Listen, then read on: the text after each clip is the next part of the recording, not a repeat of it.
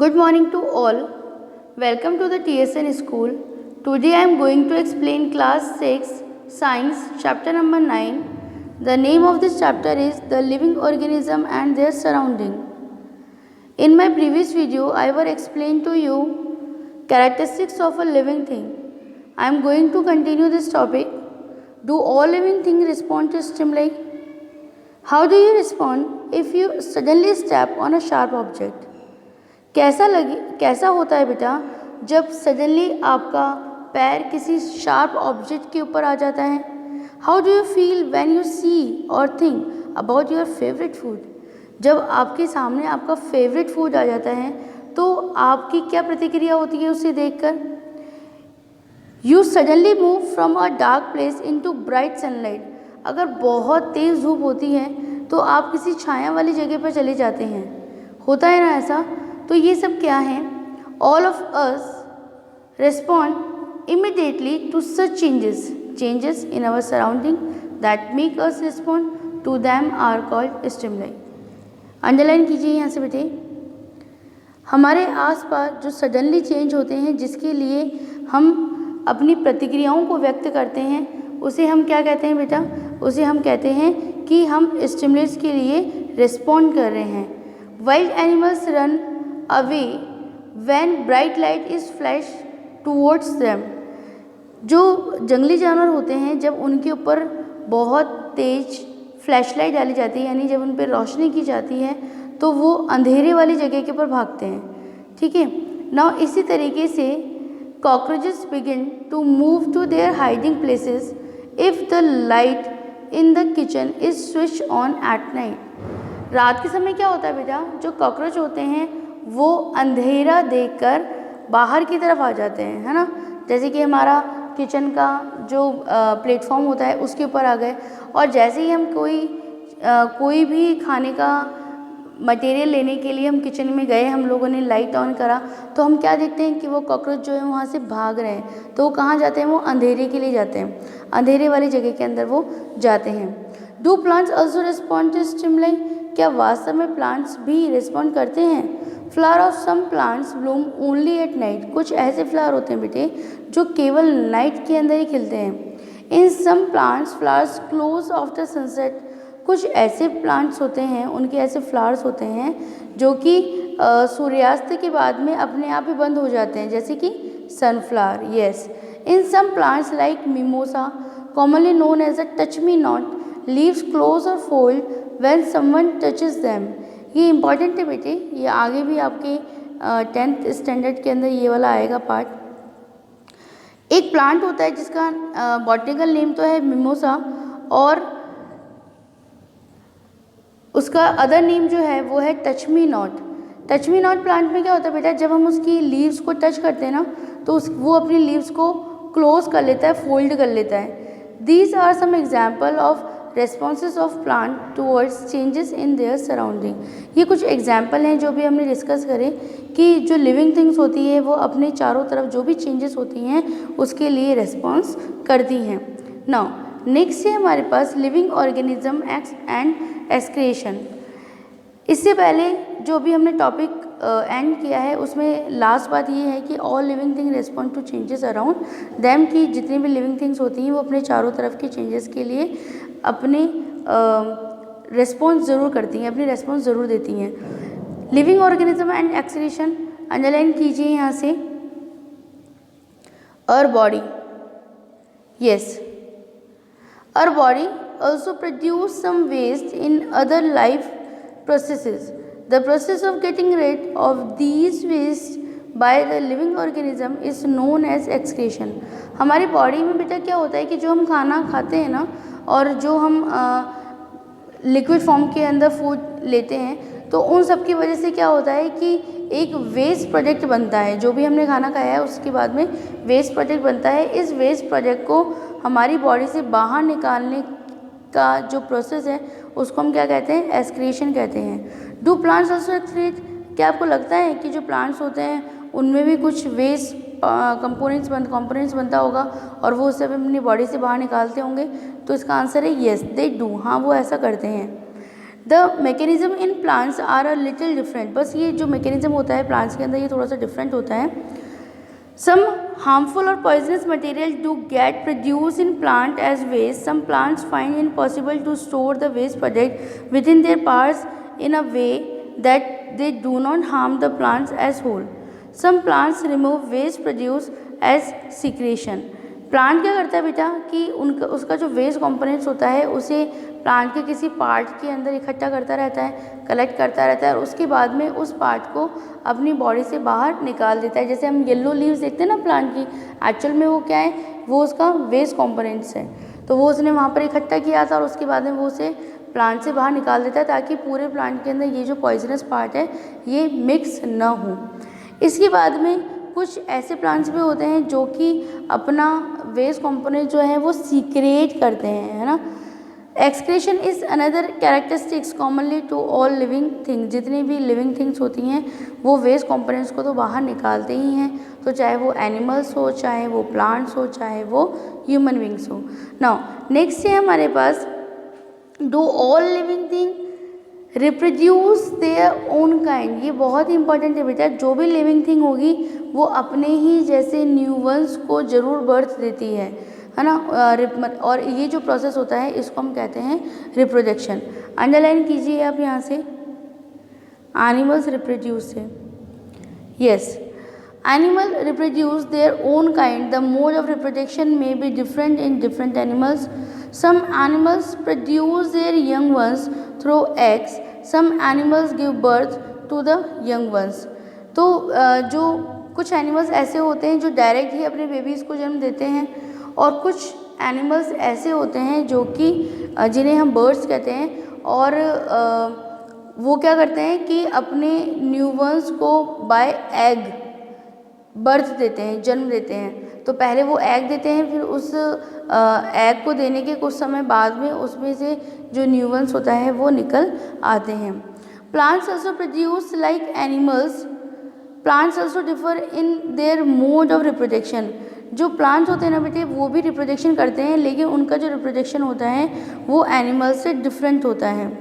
Many plants reproduce through seeds. Plant produce seeds which can germinate and grow into new plants. Plants जो होते हैं mostly seeds बनाते हैं, बीज बनाते हैं, और जब हम उन बीज को बोते हैं तो उसके बाद में क्या होता है कि वो जर्मिनेट होते हैं, उनका अंकुरण होता है और वो एक नए प्लांट के अंदर कन्वर्ट हो जाते हैं. यहाँ पे देखिए आपके 9.15 का जो डायग्राम दिया हुआ है उसमें देखिए पहले यहाँ पर ये छोटा सा सीड था, इसके बाद में ये जर्मिनेट हुआ, जर्मिनेट होने के बाद में ये थोड़ा सा बड़ा हुआ, इसके बाद इसमें स्टैम बनने लगा, है ना, और नीचे की तरफ रूट जो है वो ग्रो करने लगी और उसके बाद में ये एक नए प्लांट के अंदर कन्वर्ट हो जाता है. Some plants also reproduce through parts other than seeds. For example a parts of potato with a bud grows into a new plant.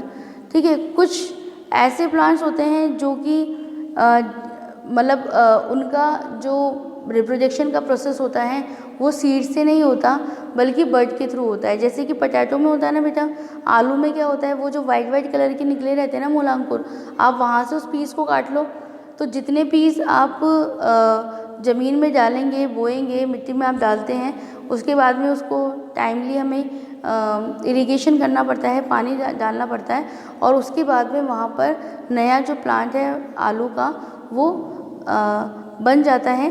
तो ये जो प्रोसेस है बाय बर्ड, ये प्रोसेस पोटैटो के अंदर फॉलो होता है. इसके बाद में कुछ ऐसे प्लांट्स होते हैं बेटा जो कि कटिंग के थ्रू, जो उनके अंदर न्यू वंस जो बनने का प्रोसेस है वो बाय प्रोसेस कटिंग होता है. Plants also reproduce through cutting.